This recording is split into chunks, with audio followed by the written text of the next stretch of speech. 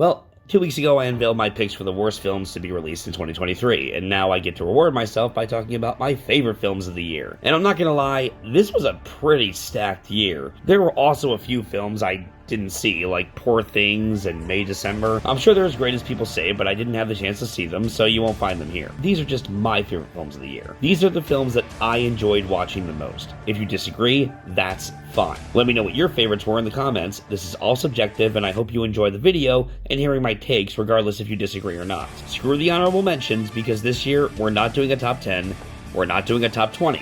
We are doing a top 25. Overall, in my opinion, this was a very good year for movies. More particularly animated movies and horror movies. As I said, my top 10 was very hard to narrow down, so a top 25 makes doing this a lot easier for me. That being said, here are my picks for the top 25 films of 2023.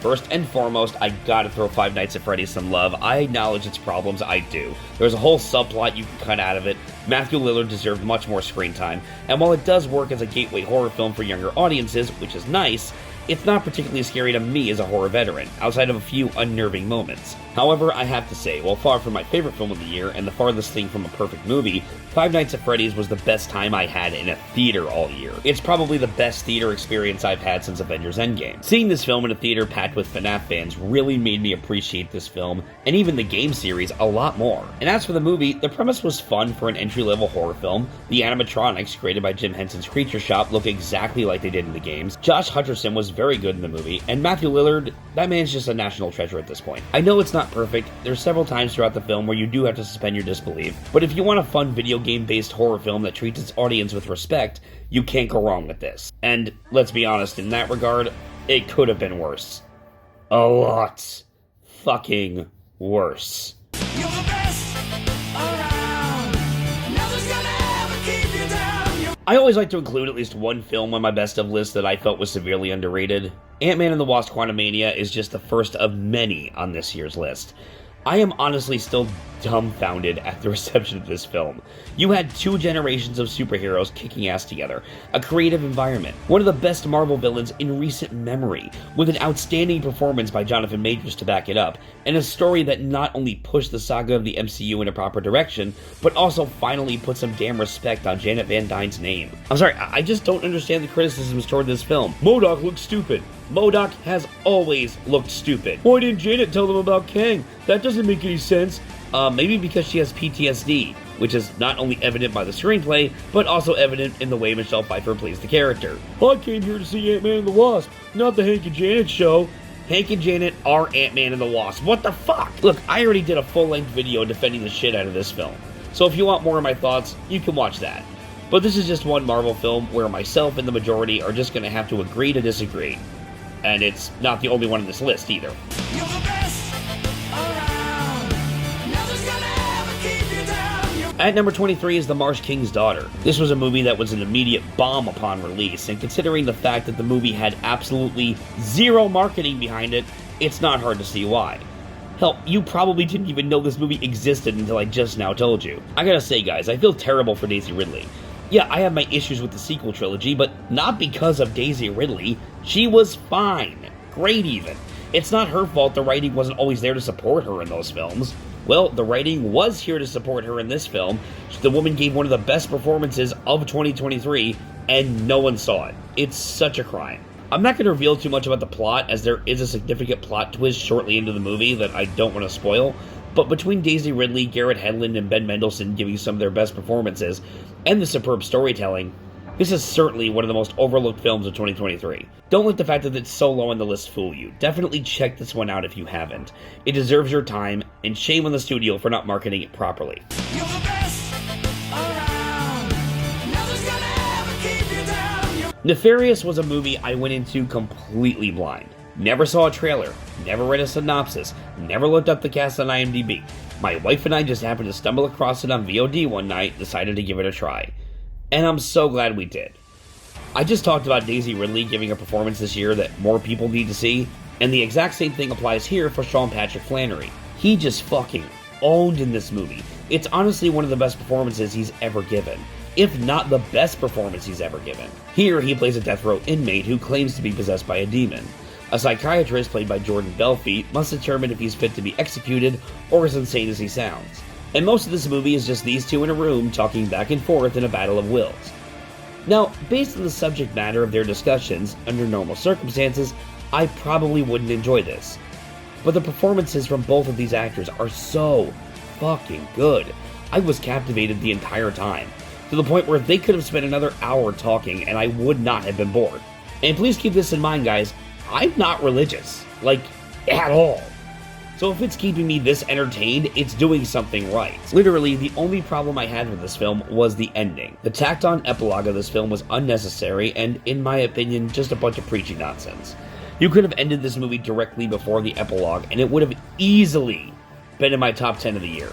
I'm dead serious. So yeah, I know this movie is an acquired taste, but it worked a lot for me and I highly recommend it. You're the best around.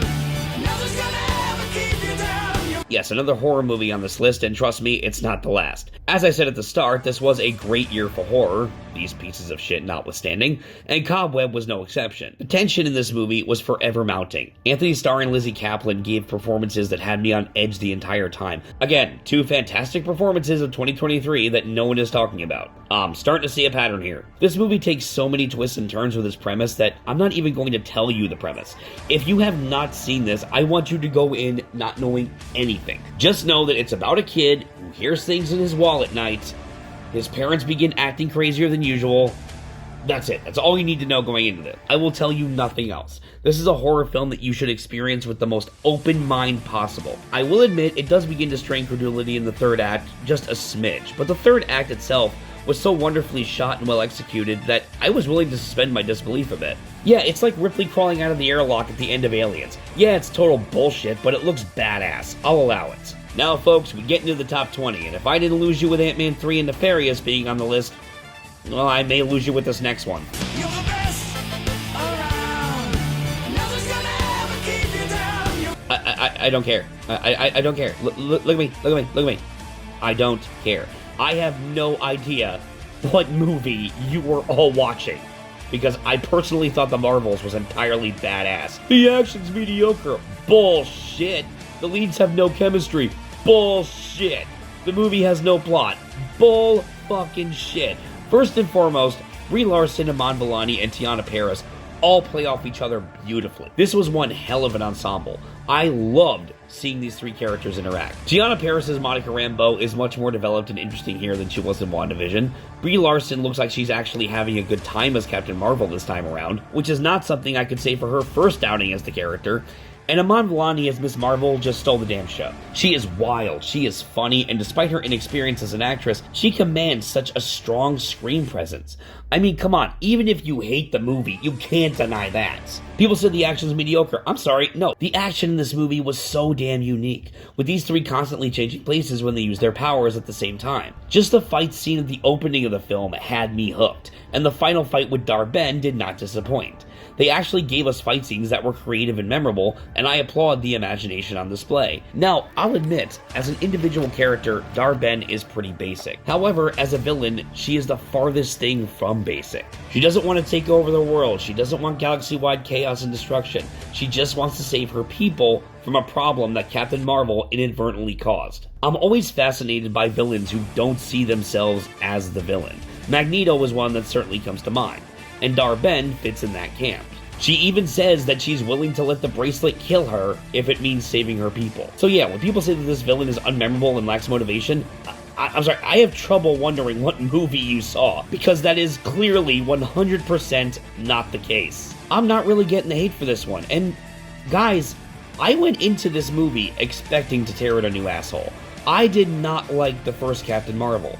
I did not like the director's previous work, and the MCU had failed to make me care about Monica Rambeau in WandaVision. If it wasn't for me loving Ms. Marvel and Ant-Man 3 as much as I did, I probably would have just skipped this one altogether. I'm certainly glad I didn't. My only regret is that this movie tanked so hard at the box office that I'm more than likely never going to see these three on screen together again. It's a damn shame. You're the best around. Nothing's gonna ever keep you down. M. Night Shyamalan returned this year and delivered one of his best thrillers yet in Knock at the Cabin. Now, I was skeptical about this film, because while M. Night did make a comeback with The Visit, Split, and Glass, he started to show his ass again with the abysmal movie Old.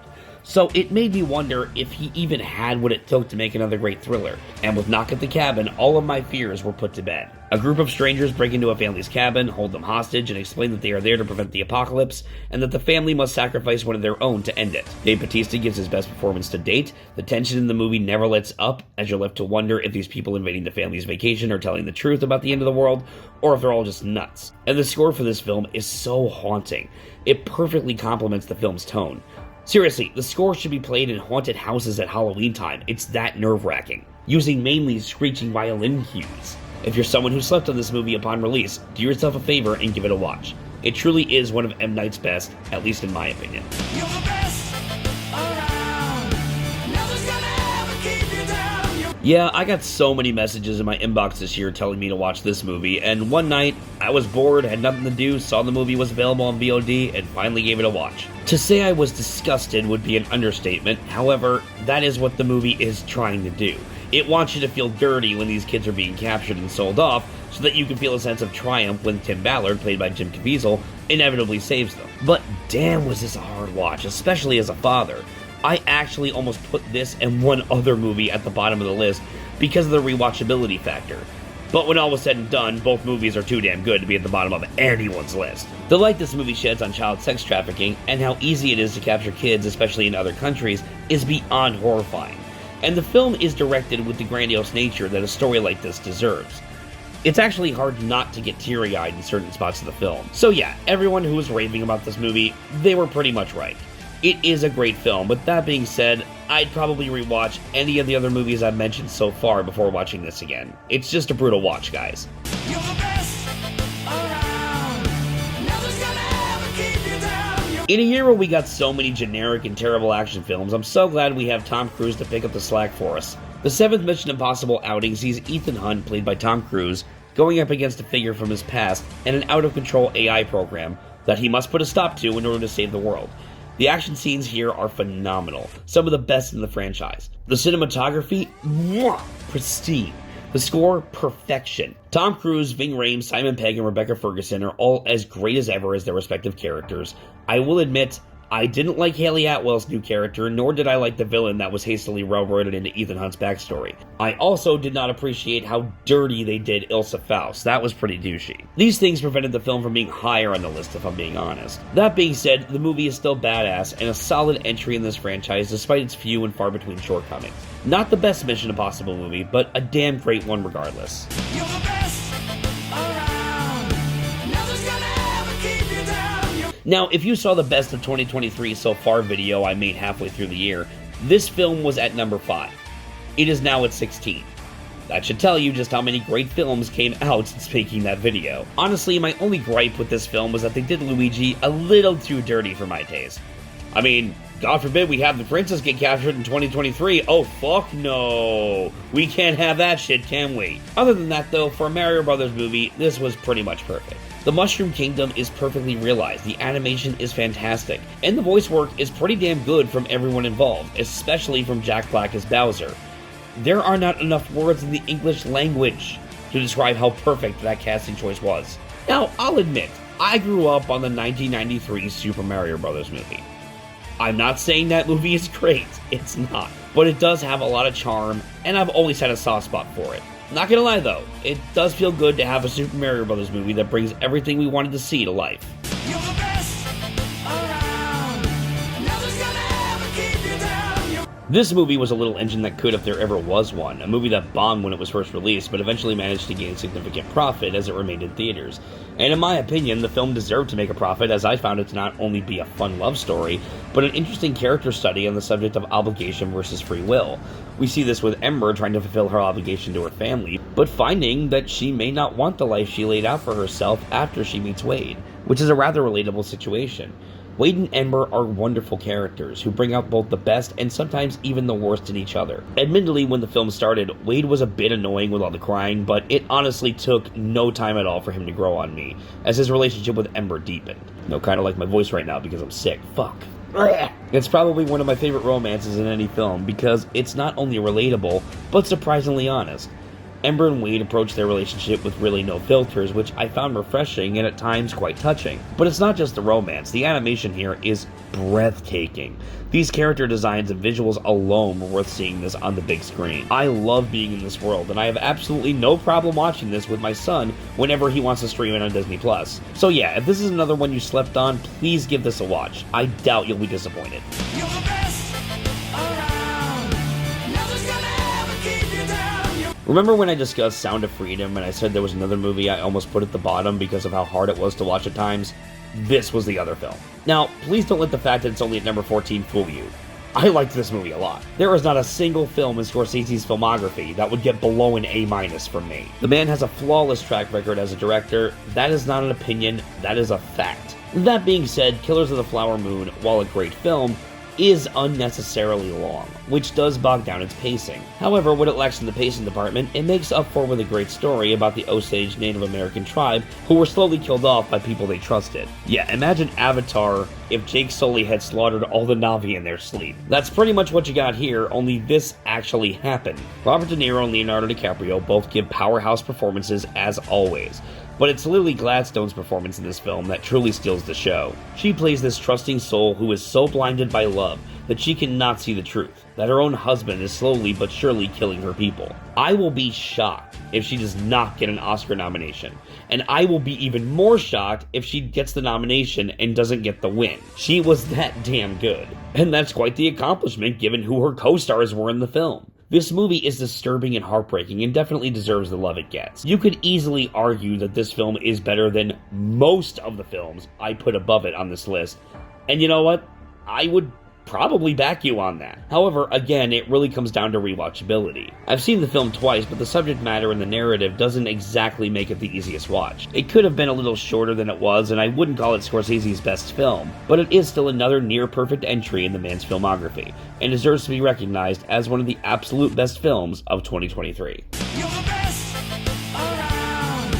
Nothing's gonna ever keep you down. In this day and age, there is a shortage of truly great slasher films. Scream 6 came out this year, and it sucked. I mean, not bad enough to make my worst of the year list, it wasn't terrible, but I would never in a million years call it good. Winnie the Pooh, Blood and Honey was a bag of dicks. I don't think anyone here is going to disagree with that, right? Right? Okay, good, moving on. Hell, just last night, for shits and giggles, I saw It's a Wonderful Knife. Ugh. Don't even get me started. Justin Long, you're breaking my heart, bro. Thanksgiving, on the other hand, was a balls-to-the-wall throwback to the good old days of the slasher genre, from both the 80s and the 90s. The whodunit aspect of the film was so well handled, it honestly felt like Scream for a new generation. I loved the characters. I loved the setting. I loved the Thanksgiving puns. Oh sweet Jesus, give me them Thanksgiving puns! I loved the kills, and the gore was just spot on. It was really cool seeing old school practical gore effects on display. This truly is one of the best slasher films released in the past 2 decades. I'm not even exaggerating. And I think what surprised me the most is who made it.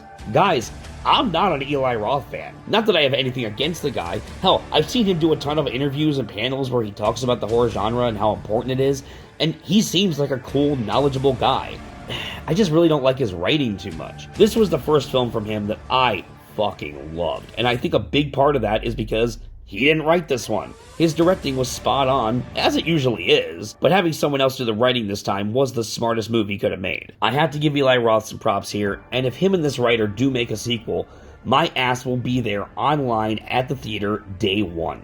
You're the best around. Nothing's gonna ever keep you down. Alright folks, let's keep the horror talk going. Evil Dead Rise. This was my favorite horror film of 2023 for most of the year. One horror film did come along to dethrone it at the tail end of the year though, and you'll see that one a little higher. That being said, this is one I've rewatched several times throughout this year, and it never gets old. I loved that much like Army of Darkness, we finally got out of that old cabin in the woods shit and did something new and creative. The Deadites in this film are fucking horrifying. The high-rise setting was unique and creative. The movie has an unlimited amount of balls, not even sparing children this time around. And Alyssa Sutherland's performance just knocked it out of the park. Just her smile alone was enough to haunt my nightmares. I wouldn't say this is the best Evil Dead movie. In my opinion, the remake from 2013 still takes that title without question. And with Sam Raimi and Bruce Campbell promising more films in this franchise down the road, if they can keep up this type of quality filmmaking, please make as many Evil Dead movies as you want with my blessing. You're the best around. Now, going back to what I said about Mission Impossible 7, in a year with so many dud action films, it was great to see some of our favorite franchises come back to show these rookies how it's done.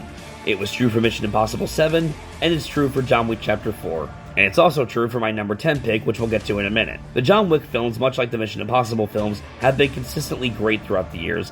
And yes, while Chapter 3 had its shortcomings, Chapter 4 more than made up for all of them. This movie is damn near 3 hours long, and I never felt the runtime. Keanu Reeves is as badass as ever as the title character. Bill Skarsgård plays one hell of a great villain, probably the best one in the series so far. Hiroyuki Sanada gets a few badass moments in here, and Donnie Yen does wonderfully portraying an old blind friend of John's who is tasked with killing him in order to protect his daughter. There are so many emotional stakes for the characters in this film that I greatly appreciated. All the action scenes were top-notch and beautifully choreographed. Overall, it was a satisfying conclusion to John Wick's story. They are talking about possibly doing a part 5, which I feel is unnecessary given the ending of this film. However, if they can conjure up a good reason to keep this franchise going and maintain this level of quality, like I said about Evil Dead, keep making them with my blessing. Now, guys, before I get into my top 10, let me say this.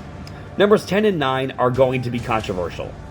These are two films that were generally not well received, and the easy thing for me to do would be to lie to myself and keep them off the list and appease everyone who wants to see their favorite movies here. I'm not gonna do that. Sorry, it's a principle thing. I will never lie about my opinion, and like I said at the start, these are just my favorites of the year. Mine. You are more than welcome to disagree. That being said, keep an open mind, and let's kick off the top 10 with... You're the best around. Nothing's gonna ever keep you down. When I saw the trailer for this film, two things immediately hooked me. Joel Kinnaman, who is one of my favorite working actors today, and director John Woo's return to American cinema.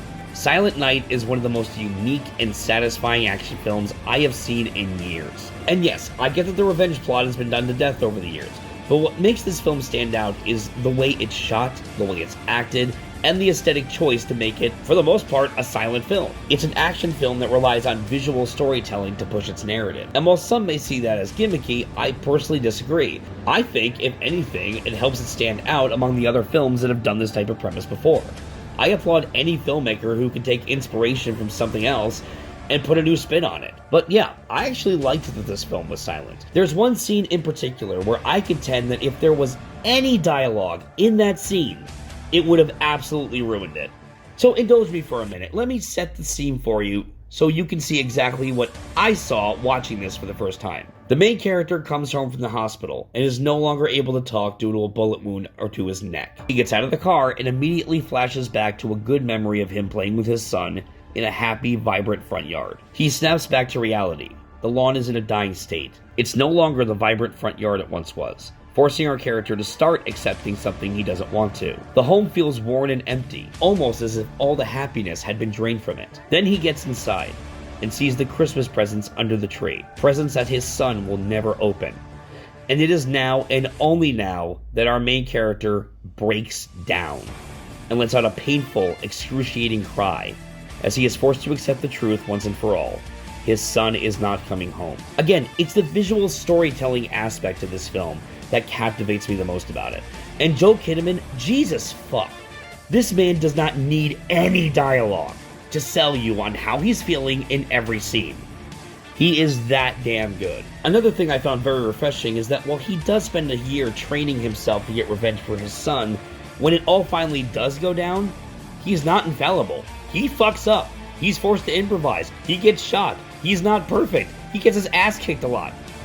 And don't get me wrong, he still kicks a great deal of ass himself, but doing it that way makes him feel more grounded and more human, instead of just another action star who can survive anything. James Wan did the same thing with Kevin Bacon in Death Sentence, and I loved it there too. Overall, the performances are great, the aesthetic really helps stand out, the visual storytelling is top tier, and I really don't get where all the hate for this movie is coming from.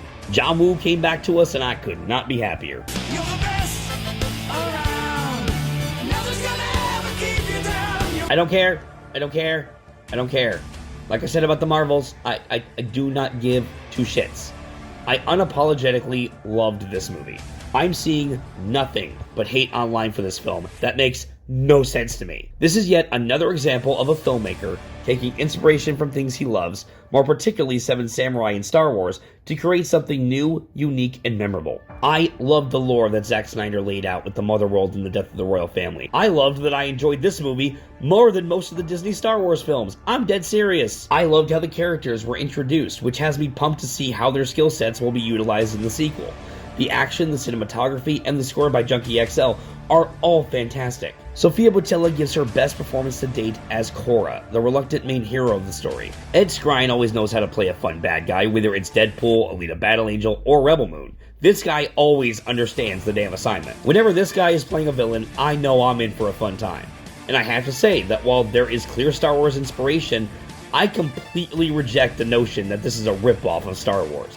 The only scene in this movie that could even be remotely misconstrued as being from Star Wars is the bar fight scene. And I'm sorry, but last time I checked, George Lucas didn't have a patent on Western-style bar fights. I'm pretty sure Westerns have a patent on Western-style bar fights. Oh, but Adam, it's called Rebel Moon.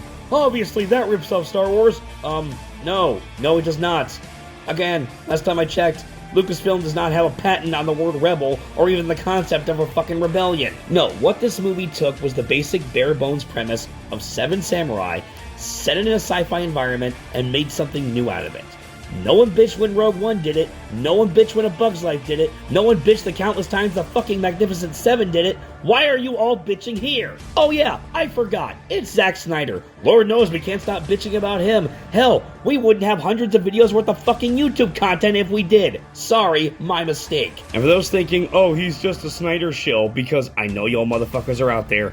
Guys, I hated Sucker Punch. I mean, it looked nice, but the movie itself was crap. I thought the last 15 to 20 minutes of Army of the Dead damn near killed that film. There are several aspects of Batman v Superman I don't like. Jesse Eisenberg's Lex Luthor, that stupid email attachment, and the dream sequences. So no, I have had no problem in the past pointing out when I don't like something from this director, or any director for that matter. Yes, I'm a fan, but Zack Snyder is not perfect. Even I'll admit, as much as I love this film, I think some more camaraderie between the recruited characters in the film could have gone a long way in making it more interesting. I'll give you guys that one, but I'm sorry, there is nothing wrong with taking pre-existing material and putting a new spin on it. I have a larger point to make about this, but I'm going to wait to do so, because as much as I loved what Zack Snyder did with this film, there was another film a bit further down on my list that did something similar, and in my opinion, did it just a little better.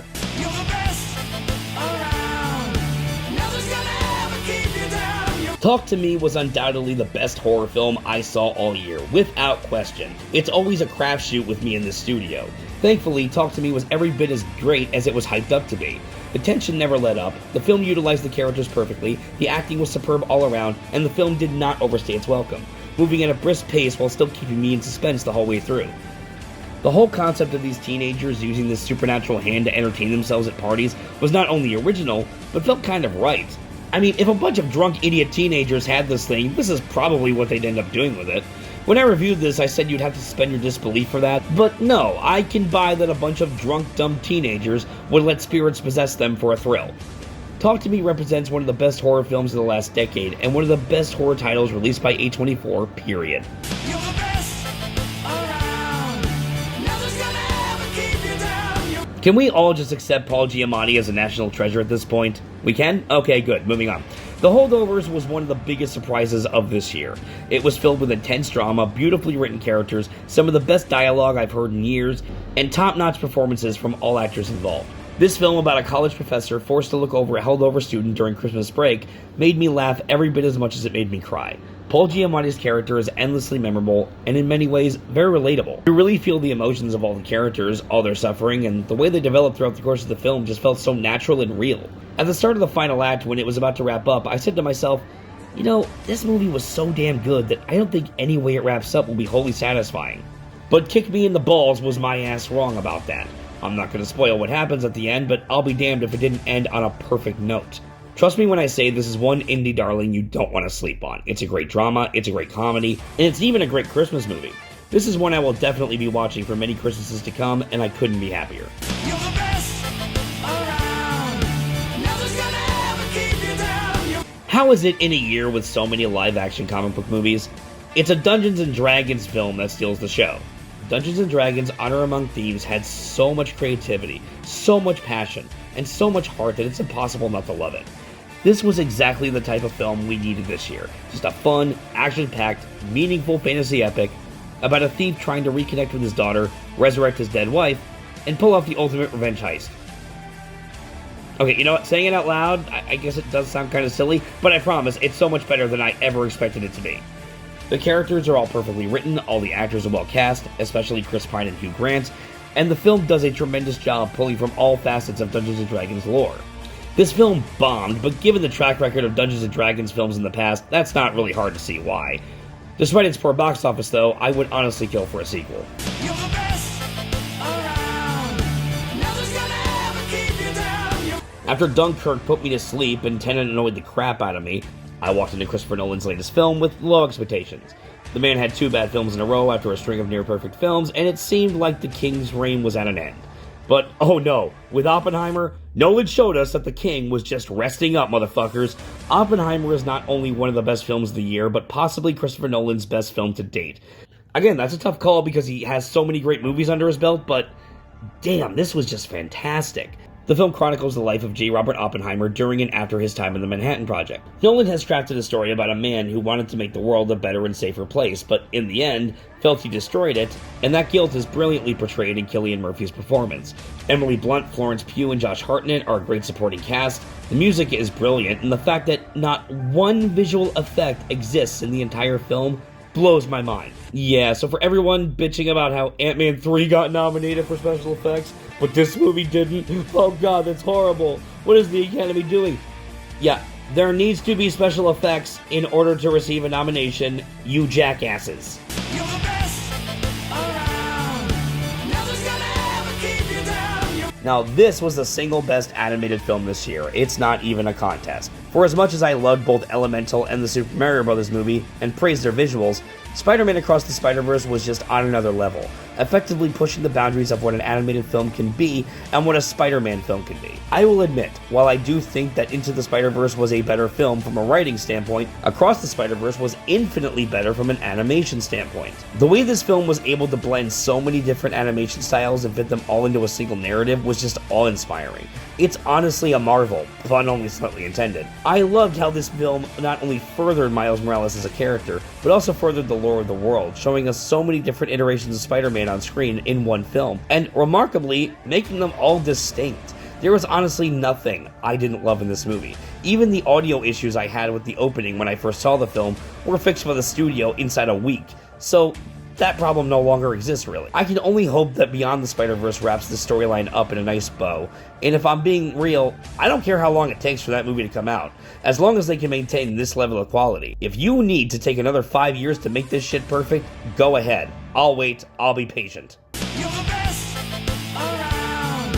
Nothing's gonna ever keep you down. Man, talk about a film that came the fuck out of nowhere. Full disclosure, if you had told me at the beginning of the year that a Godzilla movie would be in my top 3, I'd have laughed in your damn face.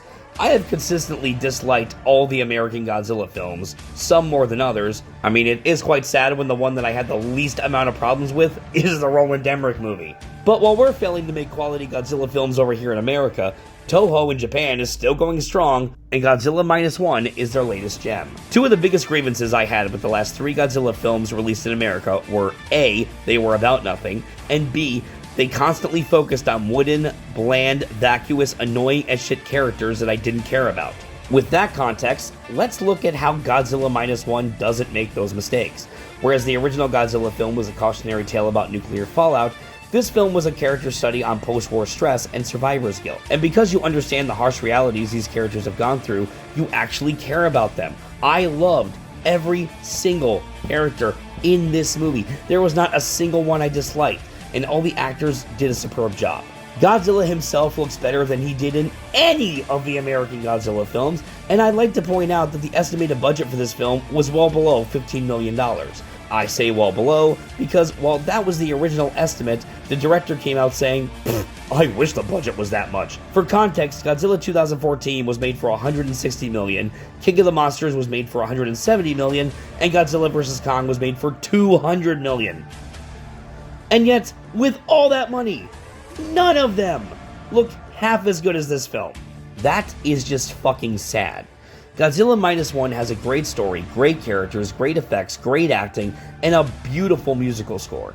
It is one of the best films of the year, and if you don't cry at the final line of this movie, you are a goddamn robot. You're the best around. Nothing's gonna ever keep you down. I don't think any biopic in existence has ripped my heart out as badly as The Iron Claw.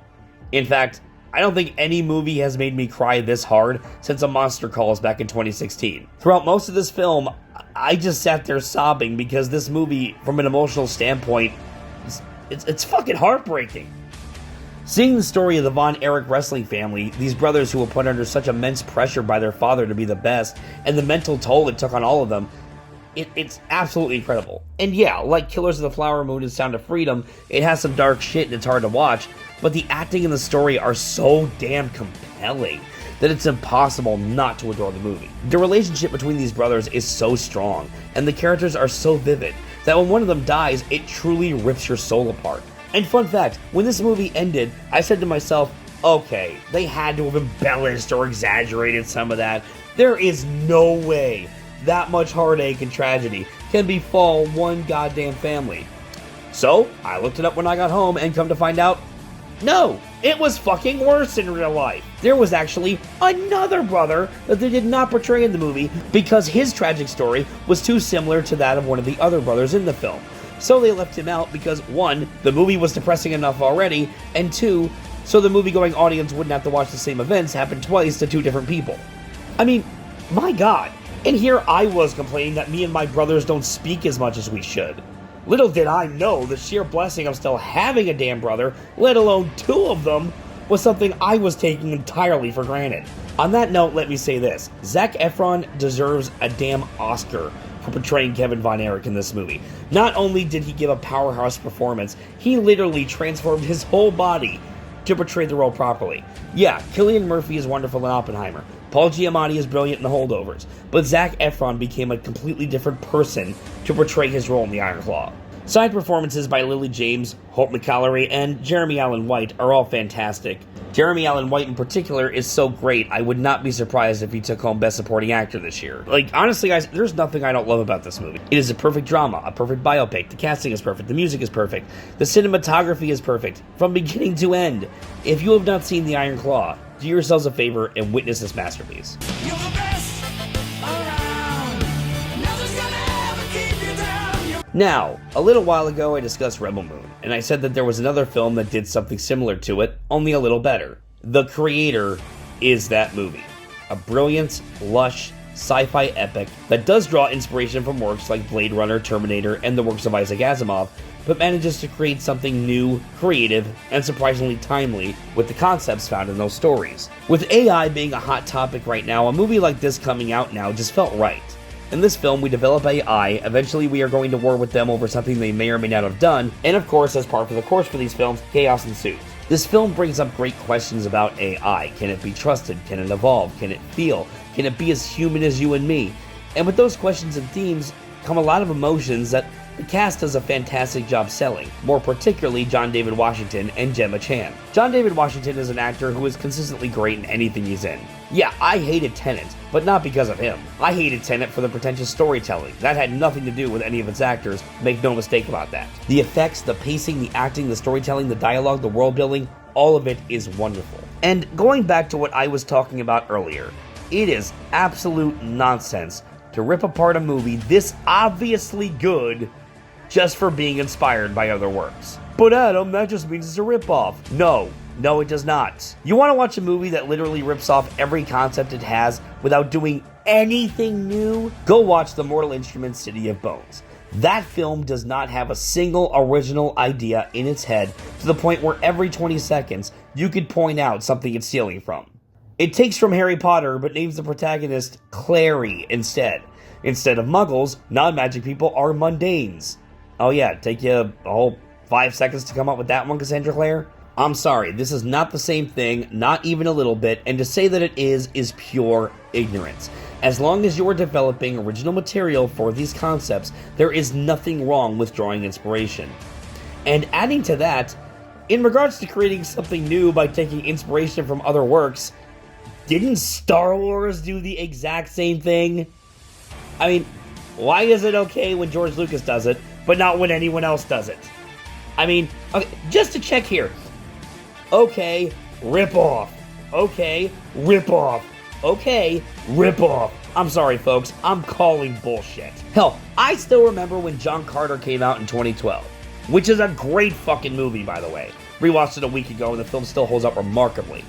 But when that movie came out, everyone called it a ripoff of Star Wars. What people failed to realize, though, was that the first John Carter stories were serialized in 1912, and were published as a novel, A Princess of Mars, in 1917. In other words, Star Wars was inspired by John Carter, not the other way around. John Carter was also one of the main inspirations for Superman in regards to his abilities. Are we really going to say that Superman wasn't an original concept because something else inspired it? No, because everything is inspired by something else. All filmmakers are inspired by other filmmakers. To demonstrate my point, if I was to show you Joker right now, without any context of who wrote it or who directed it, I guarantee you would guess that it was a Martin Scorsese film. Because being inspired by Scorsese films, that's what it feels like. In conclusion, The Creator is an intense, near-perfect science fiction film that, while inspired by other works, takes those concepts, updates them for a new generation, and puts its own spin on classic themes regarding humanity and what makes us human. When this movie ended, all I could say was, damn, what a great day for filmmaking. It is undoubtedly my favorite film of the year, and for my money, one of the best science fiction movies ever made.